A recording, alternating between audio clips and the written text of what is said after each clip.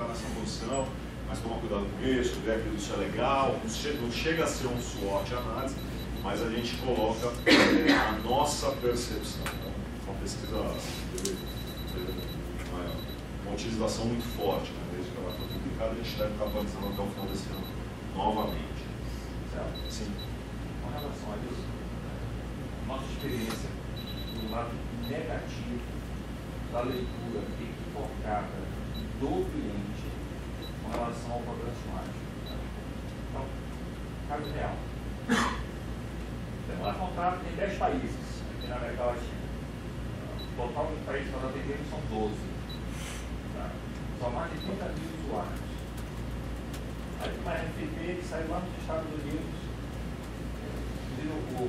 houve uma indicação do Gartner, logo após o simpósio do ano passado, durante o simpósio, veio bate-papo rápido, lá já tem o pessoal da Taylor, surgiu uma indicação e entramos na RFP. Que legal. Aí o cara foi pesquisar lá o ponto, você não está no quadrante? Não, nós estamos. Então vocês não são de empresa global. Mas vem cá, o projeto é para onde? É para a América Latina. Pô, mas olha, para a América Latina, isso daí não são e não está aqui no quadrante. Olha, o quadrante está com a visão de ser global, de 2 ou 3 regiões. Não, mas eu preciso, mas por que você está na América Latina? Então, é esse trabalho de. Essa é a pergunta para você, né? De educar o cliente a fazer uma leitura correta, essa segmentação correta dos membros.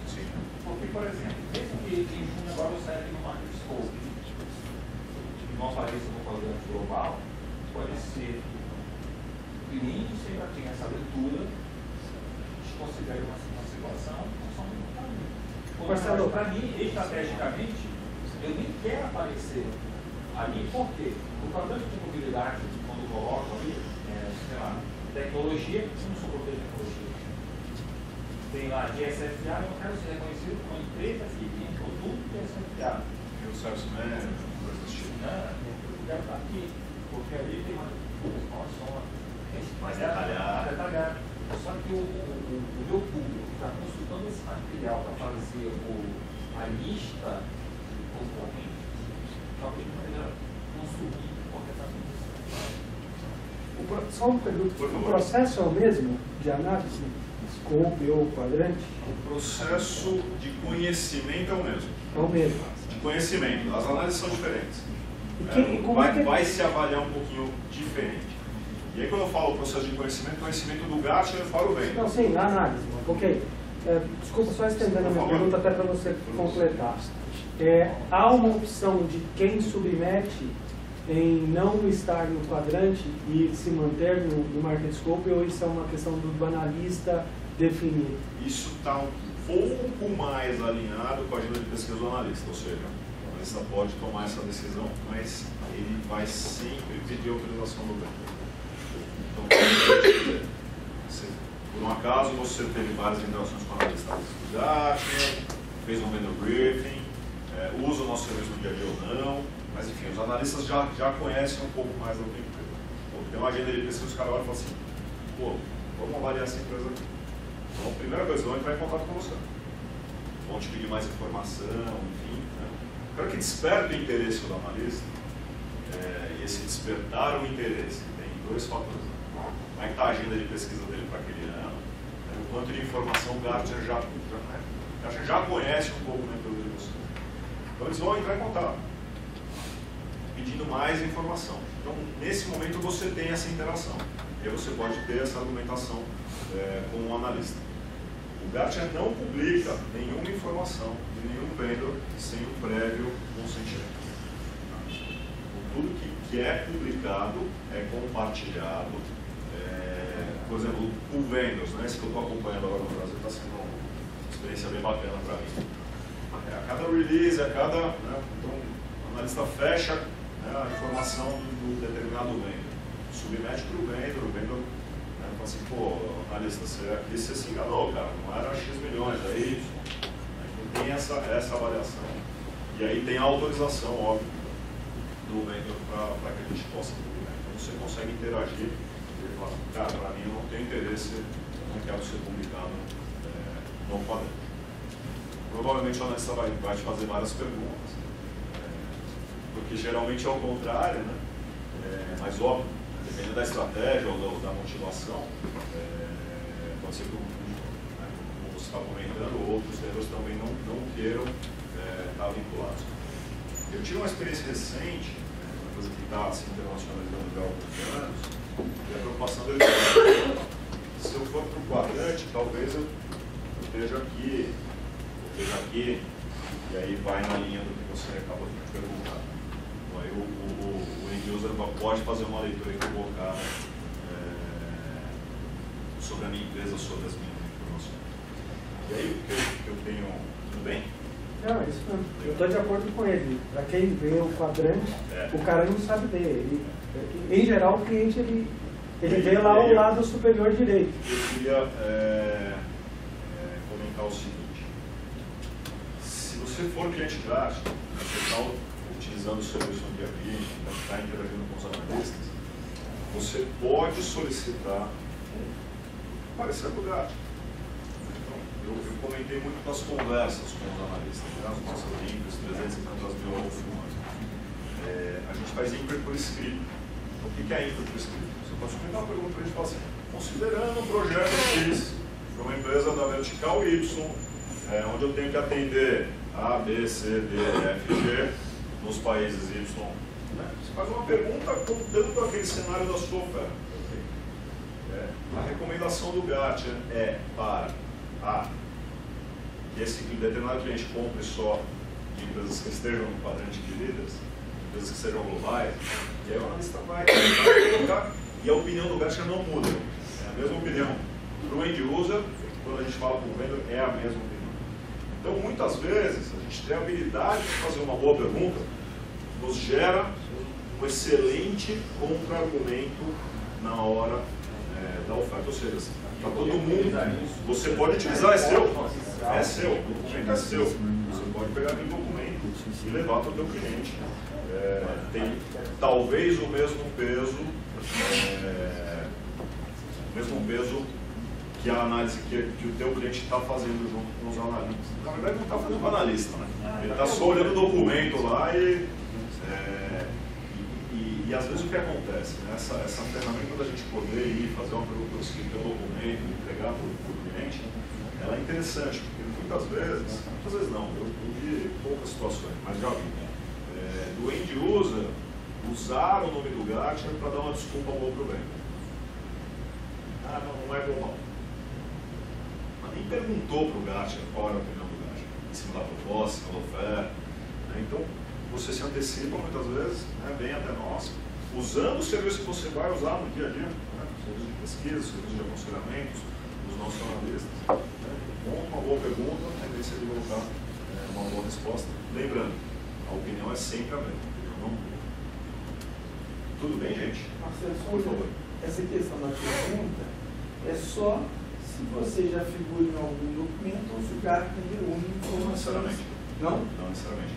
Porque, de novo, você vai fazer uma pergunta considerando a sua oferta, nesse caso, uma determinada solicitação do cliente.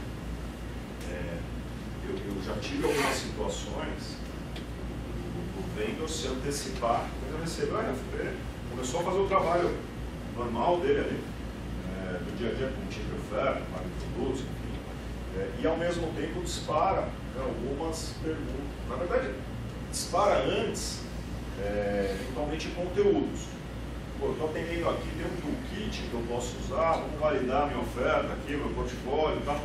E aí, não é incomum que venham perguntas que depois vão fazer parte de documentos que vão seguir na oferta. Quando eu comento que eu, a Cláudia, o Dumont, enfim, um time de relacionamento com os clientes, a gente acaba sendo parte da entrega, é muito nisso. Sabe, a pessoa para você ligar aqui no Brasil. Marcelo, eu estou com essa necessidade. O que você acha que está fazendo, cara? Para eu ir com um documento melhor, para eu ir com uma oferta mais bem embasada. A gente ajuda vocês a interagir com as áreas de delivery para que o retorno dessa informação ela seja interessante. Então, não necessariamente precisa ter informações já publicadas. O que reforça a minha teoria é do seguinte: quanto mais, de novo, não precisa ser cliente para eventualmente estar no documento, não precisa ser cliente para fazer um vendor briefing, mas se o vendor é cliente, a tendência de que o Gartner conheça mais sobre aquele determinado vendor é muito grande. E aí o vendor usando, bem bacana, com uma velocidade legal, interagindo com os analistas, eu até digo o seguinte: na agenda do vendor tem que ter as duas coisas. Tem o uso para a sua oferta, para vender mais, para vender mais posicionado, e tem o uso para contar para o Gartner como é que as coisas estão caminhando. Gostei da hora que o Matt comentou, você comprou alguém, comprou isso para o Gartner, lancei um novo produto, conta para a gente, fechei um mega projeto diferente para caramba, conta para a gente também. De novo, é um ciclo, uma jornada que vai sendo construída ali ao longo da utilização. Está na tua pauta ou na pauta do Robert, em algum momento hoje, explicar o que os associados têm acesso de recursos Gartner por meio do Outsourcing Brasil? Está mais na pauta do Robert. São dois escopos. Sim. O que pode ser acessado por meio do Não sei se você capturou a pergunta, Robert. Pode repetir, por favor? A pergunta é se eu ou você vai comentar um pouco mais o que está à disposição dos associados, de controle Gartner, enfim, via vocês. Acho que está mais na pauta do Robert mesmo poder comentar. Eu já estava no processo de disponibilizar alguma coisa. Não, Iana, desculpe, por favor.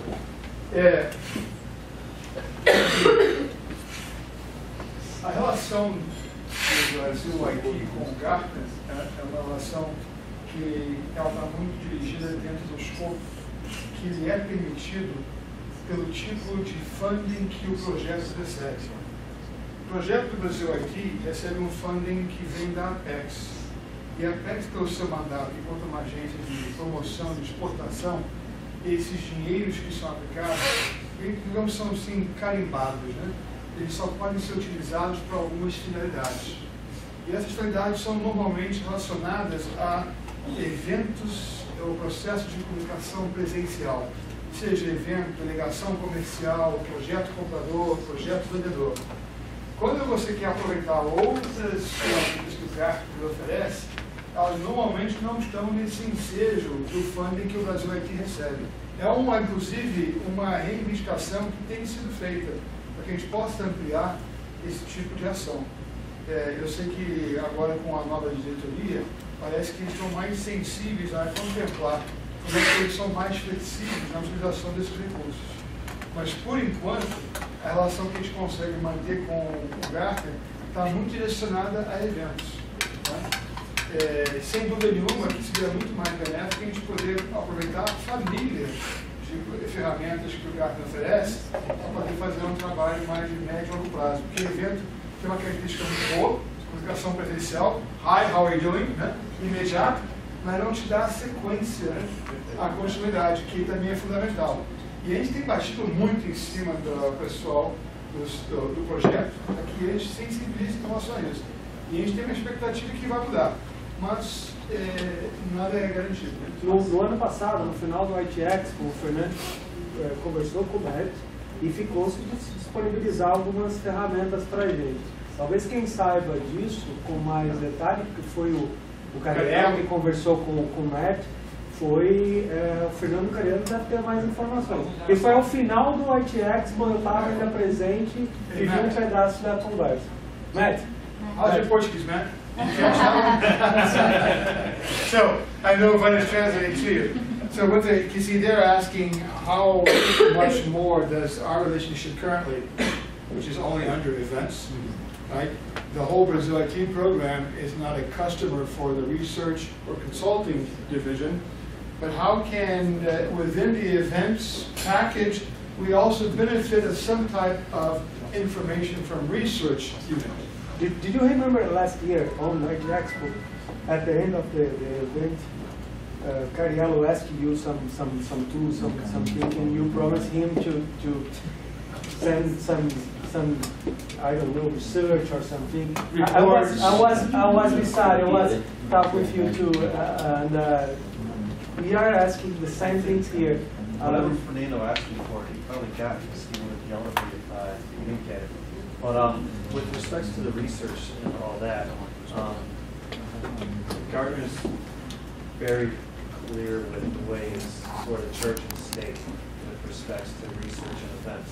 Now, having said that, there can be informal relationships built through events, which I know Fernando has with Frank Caramuz and some of the other analysts. So there are some informal relationships through events, but as far as research reports and things like that, that all has to come from a research agreement, and that would be through Marcelo's group.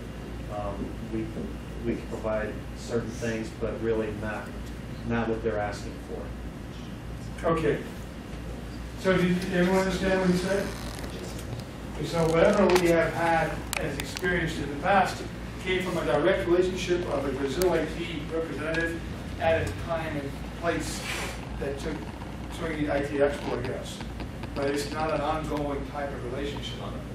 Yeah, not a formal. Última pergunta, Marcelo.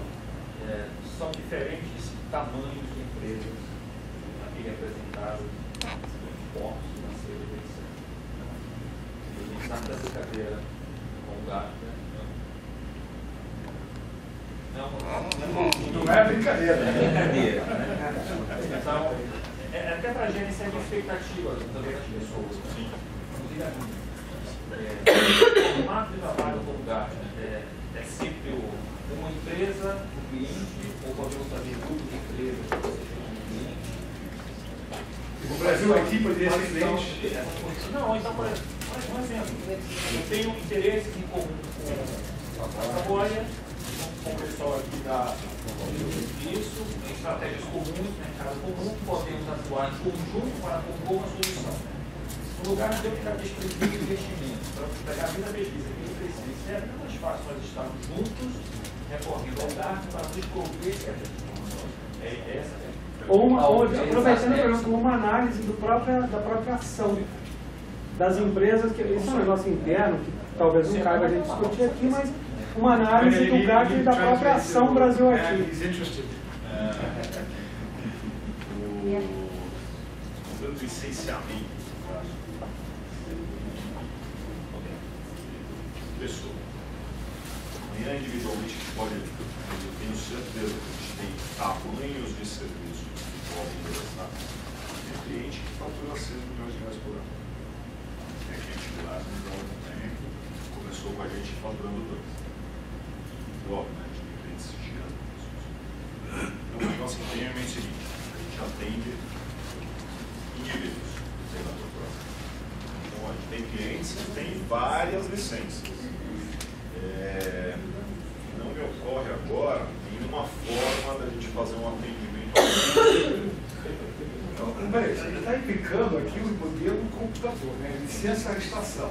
E o OEM? E o OEM? Já ouviu falar do OVM? Não. O OVM é a próxima onda. Pois é, então. Eu quero agora, a OEM pode ser na onda da relação lá. Os fabricantes lá de computador. Pois é. A questão do contrato guarda-chuva seria isso que está sendo solicitado. Né? Você criou uma empresa que licenciando outras atividades de marco, não é comum. Existe hoje uma análise sendo feita de contrato específico que ainda não está aprovado. Então, deixa eu dizer uma coisa. Desculpa, Oscar, eu tenho que fazer uma pontuação aqui que é muito importante. Em 2004, Gartner IT Expo did not have one single country destination pavilion. The first one to come on board to offer Gartner the vision that was a business to go after, guess who it was? Brazil IT. So what I'm trying to say is, there was no such thing in Gartner's family, their product development roadmap for investigative. Okay, a country destination pavilion, and look where it went. Matt, how many country destination pavilions do we have in the events division today? 2 or 3. 2 or 3? Come on, you had a lot more than that. You got Mexico, Well, we have well, you got to talk about sourcing. Mexico IT, China, and as well as Brazil IT. We have had Argentina, we have had How many have you had throughout the years? we probably had about 15. About 15. 15. So it's a considerable amount of business. So I want to invite now the research business unit to see the roadmap that you develop with country destination pavilions and develop an umbrella contract for country destinations.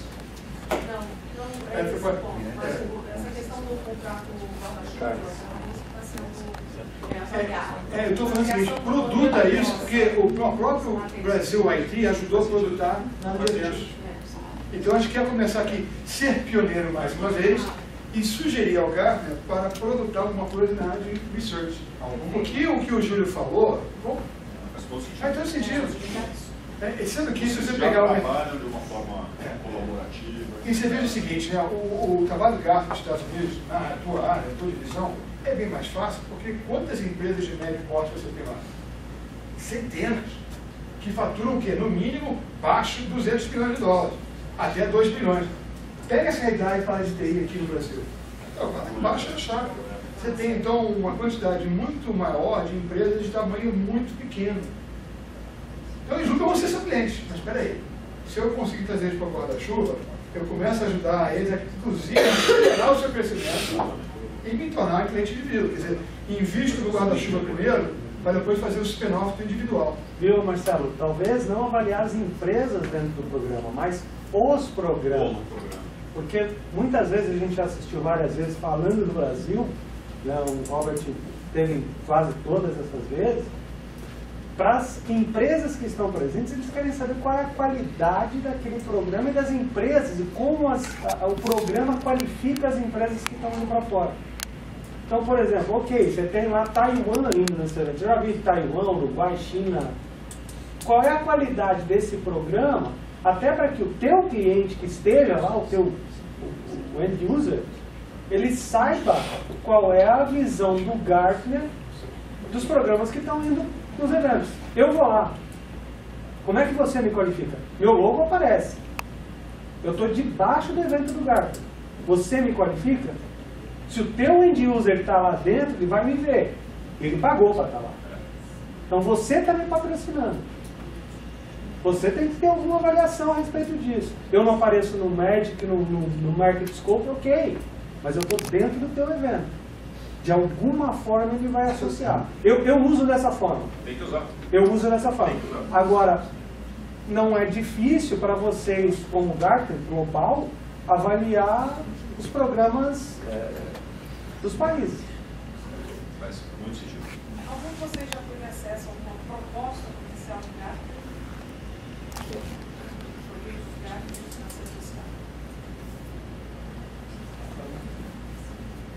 Não, só reforçando, é muito comum na minha empresa, um exemplo, as empresas pequenas com sistemas super importantes, empresas Petrobras, Vale, Votorantim, etc. Então, realmente, acho que merece um tratamento diferenciado. A minha pergunta é como é o modelo de licenciamento, o que significa ser um cliente da Gartner? Eu vou tentar fazer uma explicação muito rápida, até porque ele está estourando bem o tempo. Mas basicamente a gente tem. Isso aqui é discussão boa, né? Continua, grosseiramente falando, a gente licencia determinados conjuntos de informação. Então, o que é isso? Tipos de pesquisas e analistas vocês podem ter acesso por um determinado período e quantidades de pessoas. Então, invariavelmente é uma licença para um determinado indivíduo que vai ter acesso a uma determinada quantidade, determinados tipos de pesquisa. A partir daí não há limites. Então você vai usar aquilo que você licenciou, quantas pesquisas você precisar, e vai conversar com quantos analistas você quiser, ou a tua agenda te permitir, ou as tuas iniciativas te demandam. Então esse é o, grosseiramente falando, pessoa física. Sempre a pessoa. Sempre indivíduo. Sempre indivíduo. Eu acho que assim, a gente já teve algum acesso a alguma proposta nossa um pouco mais antiga, acho que é legal bater um papo amanhã, poder mostrar um pouquinho de exemplos. A gente consegue, né? Entendendo o que o cliente está precisando, qual que é a iniciativa, que projeto, para onde que a gente vai juntos, a gente consegue alocar o produto da maneira mais correta. Acho que uma discussão dentro do escopo da discussão de amanhã, esse aprofundamento das opções e ofertas comerciais, né? Mas para dar uma ideia, uma primeira oferta, aquela que é a mais básica de todas, o AMPP, né, o Emerging Insights Technology Provider, ele começa com um valor anual, né, de R$60 mil. Então você tem durante um ano acesso a toda a base de conhecimento. Então amanhã a gente tem condição realmente de mostrar para vocês o que está dentro do escopo dessa proposta, que tipo de relatório, etc. Então isso começa... Está bem expectativa, né? Exato. Com esse valor, o que eu consigo... Exatamente. Isso é importante, entendeu? Porque Você está colocando varia muito. preço, Existem a expectativa é muito importante. Então vai dar a mão aí, vai seguir no mínimo um ano junto. Existem algumas ofertas também que são voltadas para empresas de consultoria. Então, você tem um ilimitado de usuários, até 999 pessoas acessando pesquisas também, mas aí é um modelo ilimitado, né? Você vai como se fosse um pré-pago. Você vai baixando documentos, você vai fazendo calls, isso vai reduzindo anualmente. Então, existe uma série de opções de modelo de licenciamento que a gente pode entrar mais em detalhe. Mas ainda assim, sobre a primeira questão levantada, a questão do contato da chuva, isso é uma coisa que a gente já está fazendo uma estudo, a gente entende que pode ser um modelo interessante para realmente atender esse público de empresas médias, né? Sempre tem muitos comentários. O Brasil está passando por um momento, a gente nunca passou. O Brasil nunca teve angel investor, nunca teve venture capital. Isso não existia na cultura. Tanto empresas que já são mais antigas, como a minha, como startups, são todas novamente startups. Então, têm acesso a fundo de governo e ainda não estão nesse ciclo, embora tenham um maquinário humano e tecnológico para fazer, ainda precisa pegar na mão. E para muitas empresas, como startup, começou agora, talvez com um prêmio do governo que recebeu R$130 mil para começar um negócio. R$60 mil e simplesmente é metade de toda a renda que ela tem para começar a trabalhar. Faltou a gente.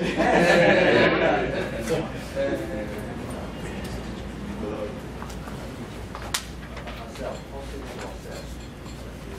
Tem um objetivo, óbvio, mas vai ter um segundo passo, e aí os interessados participarão para aprofundar um pouco mais.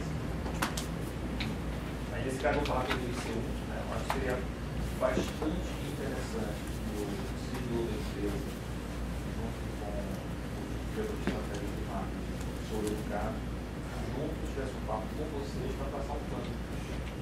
A gente está à disposição, não só amanhã, a gente quer deixar muito claro, muito claro, a gente quer poder juntar os três, a gente está aqui para isso. Essas três pessoas que estão aqui. Eu até vou aproveitar a Vânia Morales, não sei se todos a conhecem. A Vânia é responsável pela série de eventos aqui no Brasil, que chegou um pouquinho agora, que também quer ajudar a gente aí para poder dar um pouquinho de estratégia local de eventos, como é que não é. Porque quando a gente fala de eventos na América Latina, a maioria deles está em São Paulo. E aí vem gente de vários outros países da América Latina. Então, não só eu agora, mas a Vânia também, porque, de novo, a estratégia dos eventos Gartner para os vendas ela é fundamental. A associação do brand, como foi comentado aqui, exposição, geração de lead. Então, já agradeço o teu convite para a gente fazer uma visita antecipadamente. E a tua visão, né, de que a pessoa de inteligência de mercado, marketing, né, o aí do portfólio, né, e tudo mais, como CEO, é uma combinação muito comum nas nossas interações. Né, e de novo, né, a relevância, a importância, né, da estratégia da empresa. Então é bem comum a gente começar com esse, inclusive com esse tipo de perfil de pessoa, para a gente depois dar uma evoluída. Óbvio que depois a gente vai querer entender um pouco mais, depois vai falar com o diretor comercial. Às vezes a gente até demora para formalizar uma proposta. Né, porque geralmente o que a gente está vendendo, né, não é de longe alguma coisa commodity. Né, e de novo, sempre por no mínimo um ano. E pela nossa experiência, é mais do que um ano. A gente contrata, usa bem, se o contrato vai sendo renovado, a gente vai evoluindo junto com o cliente. Tudo bem? Muito bom a forma como a gente está fazendo, porque eu acho que esse tipo de discussão é melhor até do que o PowerPoint. Né? A gente poder ir comentando. E aí entrando, né, um pouquinho, na segunda fase da nossa apresentação, eu tenho tempo infinito, é isso, Roberto? Infinito. O homem lá de cima. Eu não controlo isso, o homem lá em cima controla. Mas vamos lá.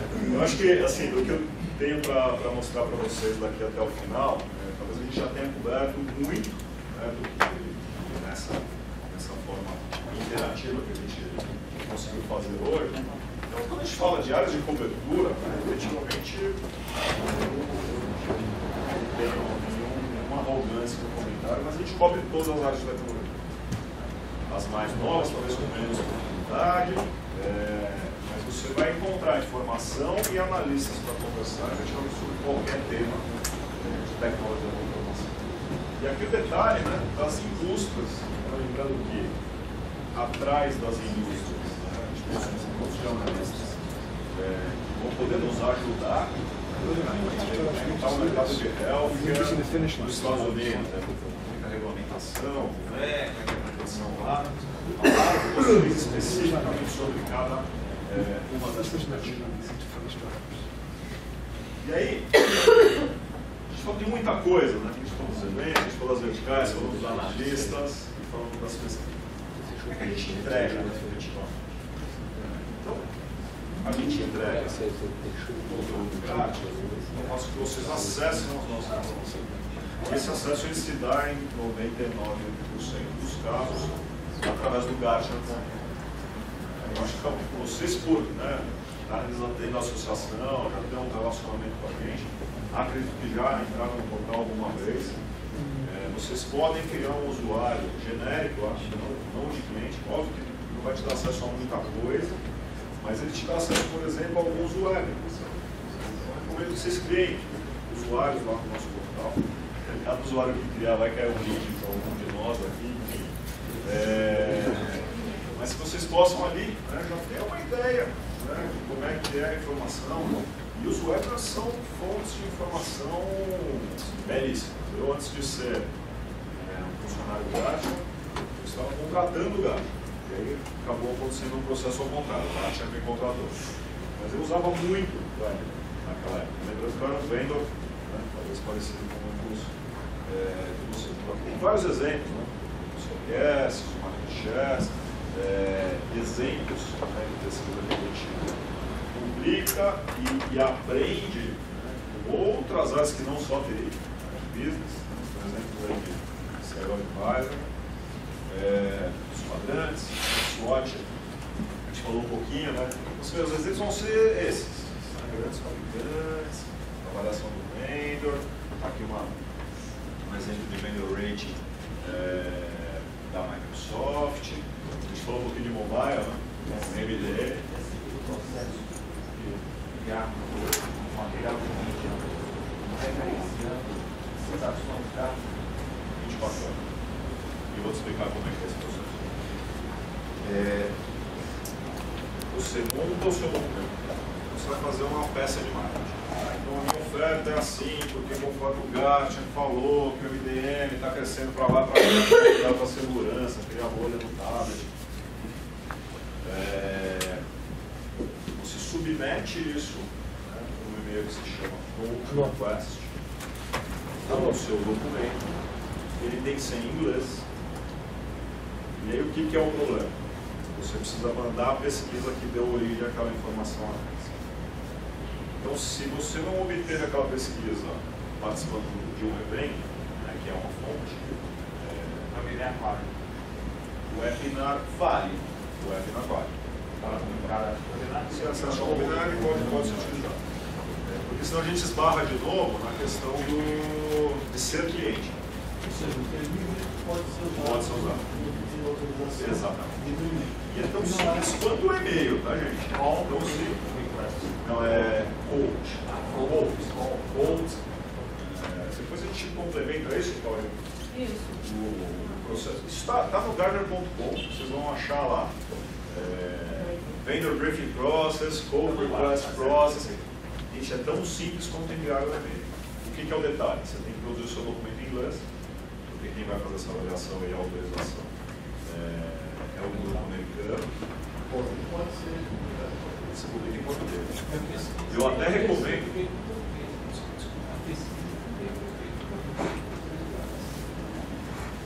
Não tem nenhuma pesquisa. 100%. A única interação em português que você pode ter com o Gartner, e aí tem um slide aqui, são os nossos 6 analistas. Então, aqui no Brasil, a gente tem 2 vagas abertas já, tem coisa para crescer aqui, bastante para crescer. Então, excelente pergunta, porque a gente vê muito por aí, website de vendedor, coisa no Gartner, não é autorizado. Às vezes a gente vê uma outra matéria que não é autorizada. Puxa, é legal você fazer a coisa direito, né? Empresas sérias, né? Com aquele nome disclaimer formal. Isso é até mais legal que o cliente de você.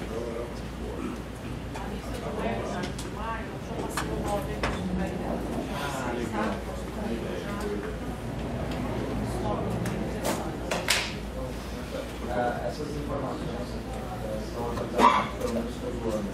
No dia 2 de janeiro sai novos informes. A gente tem alguns documentos periódicos, por exemplo, quadrantes mágicos, vendor ratings, cycles, uma vez ao ano. A maioria dos quadrantes é o primeiro ano, os cycles mais no final do ano. O vendor rating não tem uma sazonalidade, ele sai uma vez por ano. Só que tem uma série de outras pesquisas. A gente escreve muito nota de pesquisa. A analista tem da agenda dele lá. Tem uma atualização, por exemplo, eu sei que a Hélia, São Miguel, está fazendo bastante perguntas.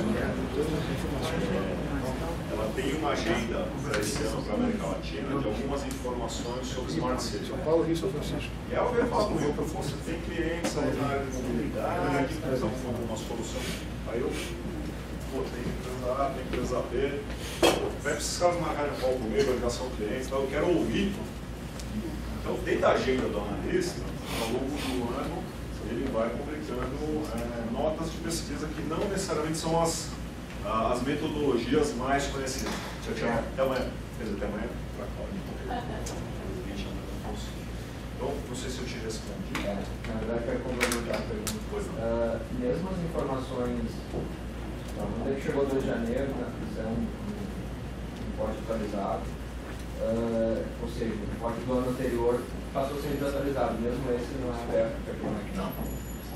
É uma pena, você vai achar muita coisa desatualizada no Google, tem alguns sorrisos aqui na sala, de pessoas que já acharam, porque tem.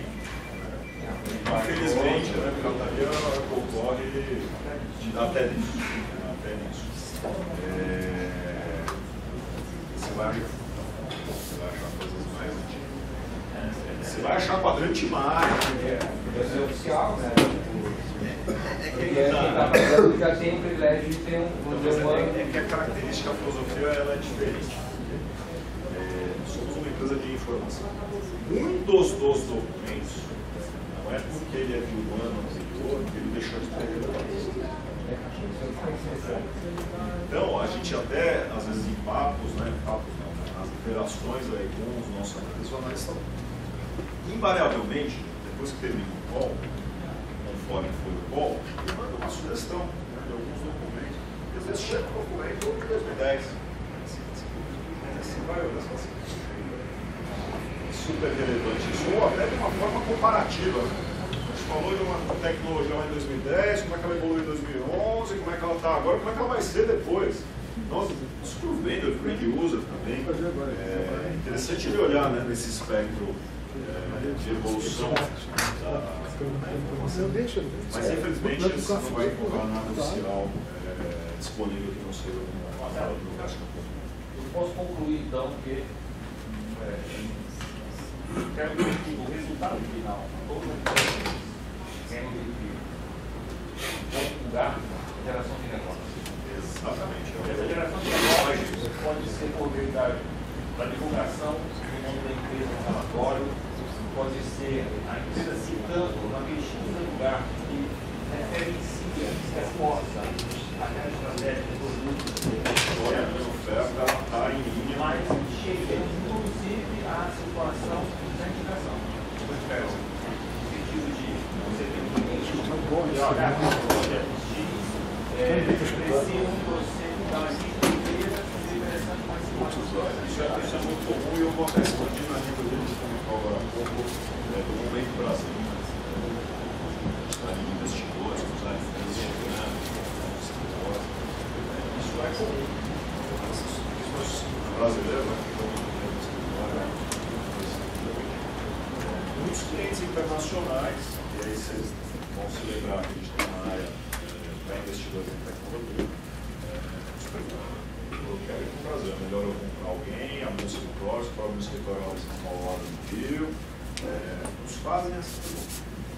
Assim como o end user também faz. E o end user, e óbvio, né, para investidores também, óbvio que tem um critério muito grande. Não sai, eu conheço um cara, mas é muito criterioso. Por isso que, de novo, né, o briefing é fundamental. Você criar relacionamento de parâmetros, você está no top mind dos analistas. Né? Isso é muito legal para várias coisas, né? Principalmente para a geração de negócio. Quando o end user faz a pergunta, o analista ele vai comentar de quem tem certeza, de quem conhece, já viu de alguma maneira. E se eventualmente tiver uma pergunta que o analista parar e falar assim, puxa, isso para o Brasil ou para os Estados Unidos, sei lá, para essa região, não estou muito confortável, ele pode fazer um referral muito mais light. Não inserido. Puxa, olha, eu já ouvi falar de uma empresa assim, mas eu não conheço a fundo. Dá uma olhada lá, eu também vou dar uma pesquisada aqui. Então é contato bastante mais difícil. Exatamente. É aquela brincadeira, né, gente? Quem não viu vai lembrar, né? Tem umas brincadeiras nessa linha. Então, criar essa jornada de relacionamento com o grátis, eu garanto a vocês que ela só traz benefícios. Vocês de alguma maneira. Tudo bem, gente? De novo, né? Exemplos, né? Falando aqui da forma de utilização, né? As pesquisas GACHA, a gente vai ter uma oportunidade de detalhar um pouco mais. Aqui as agendas, né? A gente falou bastante das agendas, né? Então, são quase 40 agendas de pesquisa científica que publicam no começo do ano. Essas agendas, tanto para o end user como para o vendor, ela é super interessante. É o típico do documento que eu adoro ler. Porque te dá uma visão humana, né? E ele vai te comentando o que a gente pretende publicar ao longo da primeira. Então a agenda de pesquisa ela serve para os clientes ajustarem expectativas, ver como é que está comportando um determinado tema e está diretamente associado à vida do analista GACHA. Porque é daqui que sai, quantas pesquisas o cara vai publicar, em que área. Né? Então isso organiza muito o lado interno e o lado externo. E aí as conversas, né, com os nossos 900 amigos analistas, costumo brincar que são pessoas com intelecto privilegiado, que são mesmo, que estão à disposição de vocês, ao passo que vocês ficam clientes. E também durante os nossos eventos, como vocês já devem ter percebido, os analistas conversam muito com os clientes ao longo dos nossos eventos. Então aqui o exemplo, né, dos nossos analistas locais, né, talvez vocês conheçam o Cássio Dreyfus, uma pessoa muito conhecida no nosso mercado. O Cássio, ano passado, ele foi alçado à posição de Country Manager para pesquisa, né, então a gente tem 2 Country Managers no Brasil. Cássio Dreyfus, que coordena os recursos, as demandas, então a gente precisa de mais analistas, a gente precisa escrever mais sobre o tema A, a gente precisa conhecer mais vendedor, fornecedor de tecnologia X. Nenhum deles é funcionário do Cássio, eles se reportam dentro da nossa estrutura de conhecimento. O Donald Faber também é uma pessoa muito conhecida, os nossos analistas mais antigos. Então o Cássio hoje, por exemplo, ele está no que a gente chama de The Board of the CIO. Então ele é um dos analistas que escreve pesquisas específicas para os CIOs, conversa muito com os CIOs, e pode estar à disposição dos vendedores para entender melhor a cabeça dos CIOs, por exemplo. O Donald, ele tem, da Warehouse está um pouco desatualizado no slide. Ele cobre Big Data, banco de dados, ele, por exemplo, é um analista no mundo responsável pela cobertura da hora. Então, de novo, um exemplo, né, os nossos analistas são globais. O cara está aqui no Brasil, que está olhando só o Brasil, numa perspectiva global. A Hélia é a pessoa que eu comentei de telecom. Da tua pergunta, de telecommunication e mobilidade, uma pessoa que acho que ela está com a gente há pelo menos 8 anos, cobrindo bastante a fundo esse tipo de informação. E aí é um bom exemplo, né? Esse exemplo que eu comentei que eu estou só 2 anos no Cássio. Quando eu entrei era só o Cássio, a Hélia e o Jonathan, aqui no escritório do Brasil. Logo depois foi contratado o Henrique. O Henrique ele cobre toda a parte de infraestrutura de data center, cloud solution. Ele foi o chairman da nossa conferência que a gente fez agora no começo do mês, com foco em infraestrutura, operações e data center aqui no Brasil. Um evento que todo ano cresce muito e tem sido realmente um sucesso. Logo depois entrou